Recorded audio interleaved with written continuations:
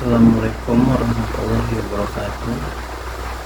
Kenalkan, nama saya Rizky Danan Pratama dengan nomor NIM 2892150364, Prodi Manajemen. Di sini saya akan mempresentasikan tugas UTS, yaitu analisis laporan keuangan. Itu yang saya pilih materinya, analisis aktivitas investasi antar perusahaan, dengan dosen pengampu Ibu Iva Marsifa SDIN. Sekuritas investasi. Investasi merupakan penyimpanan sementara kelebihan kas dalam bentuk sekuritas yang diperdagangkan atau marketable securities. Sekuritas investasi dapat berupa yaitu 1. Sekuritas utang dan sekuritas ekuitas.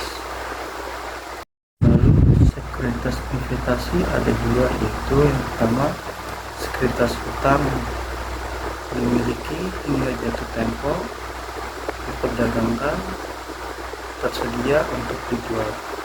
Lalu untuk sekuritas ekuitas yaitu 1. Tidak memiliki pengaruh atau kepemilikan di bawah 20%. 2. Memiliki pengaruh signifikan, kepemilikan antara 20% dan 50%. Lalu untuk memiliki hak pengendalian kepemilikan di atas 50%. Yang pertama, sekuritas utang, yaitu kriteria klasifikasi dan akuntansi untuk tiap kelompok sekuritas utang, yaitu 1. Sekuritas yang dimiliki hingga jatuh tempo. Lalu sekuritas yang diperdagangkan. Lalu yang ketiga, sekuritas tersedia untuk dijual.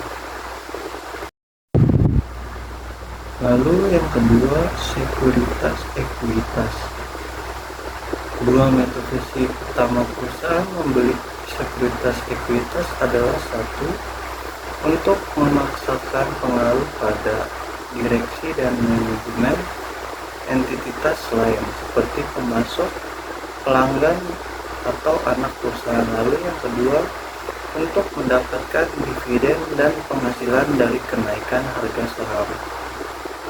Lalu perusahaan melaporkan investasi dalam sekuritas ekuitas berdasarkan kemampuan mereka untuk mempengaruhi atau mengendalikan aktivitas perusahaan yang diinvestasi.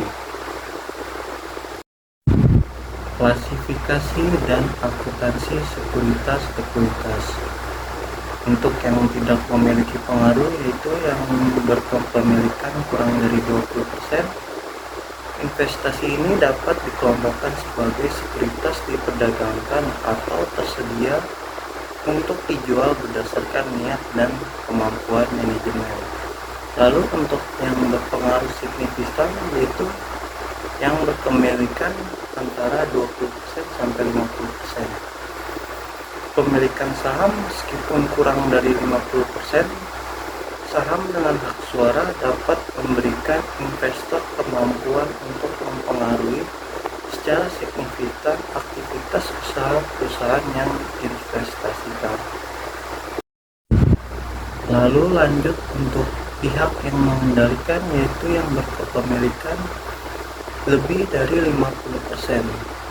Kepemilikan lebih dari 50% disebut sebagai pihak yang mengendalikan atau controlling investment, di mana investor tersebut dapat sebagai yaitu induk perusahaan, holding company, dan perusahaan yang diinvestasikan sebagai anak perusahaan disebut subsidiary. Lalu untuk pilihan nilai wajar, dengan model biaya historis ini, aset yang kewajiban dinilai berdasarkan harga yang diperoleh pada saat transaksi aktual di masa lalu. Contohnya, nilai tanah yang dilaporkan dalam neraca didasarkan atas harga ketika tanah tersebut pada awalnya dibeli. Nilai persediaan barang jadi yang dilaporkan hanya ditentukan oleh biaya produksi berdasarkan harga input yang dibayarkan. Lalu lanjut, alternatif model biaya historis ini adalah akuntansi penilaian wajar atau fair value accounting dengan model akuntansi penilaian wajar. Nilai aset dan kewajiban ditentukan oleh nilai wajar. Biasanya harga pasar pada saat tanggal pengukuran yaitu kira-kira tanggal laporan keuangan. Sebagai contoh dengan model ini, nilailah tanah yang dilaporkan dalam neraca akan mempresentasikan harga pasar pada tanggal neraca. Dan nilai persediaan barang jadi yang dilaporkan akan merefleksikan perkiraan harga pasar pada saat tanggal neraca dikurangi oleh biaya langsung penjualan. Ya, itu saja dari saya. Kurang lebihnya mohon maaf. Wassalamualaikum warahmatullahi wabarakatuh. Sekian dan terima kasih.